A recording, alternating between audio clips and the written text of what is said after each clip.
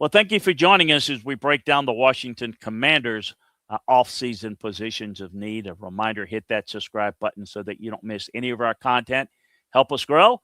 It's free to do so, and we appreciate you joining us and liking and sharing and giving us feedback. So Washington's needs, a look at tight end, guard, edge rusher, linebacker, defensive back. The defensive struggles kind of define that disappointing season for Washington this year. Coverage breakdowns on the back end consistently allowed opposing offenses to generate explosive plays at a high rate.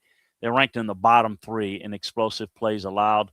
That's got to be upgraded. So upgrading both coverage talent and overall defensive playmaking is going to be critical this offseason. They had Super Bowl aspirations in 2025, but there were huge disappointments. Jaden Daniels was consistently injured, while the defense, again, was very poor and ranked at the bottom of the league, near the bottom of the league. So what do they need? 2 edge rushers. Dorrance Armstrong is a talented pass rusher, but Washington doesn't have much else on the edge. So they could use an early draft pick to satisfy the position. In fact, they should consider adding 2 edge guys because their pass rush is so weak. I think signing one, drafting 2, that's going to be something they've got to look hard at if they can find the right guys. Corner, Marshawn Lattimore is going to be back from injury in 26, but they struggled at the position. Otherwise, another area that they've got to upgrade. They had one of the weaker safety groups in the NFL, did Washington. Secondary as a whole is really bad. They've got to upgrade. Right guard on the offensive line is a weak spot on the offensive line. Nick Allegretti has been a big disappointment.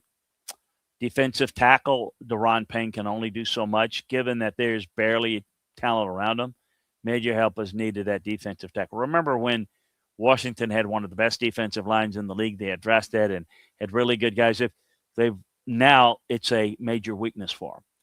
Linebacker Bobby Wagner is entering free agency, but it's an older player.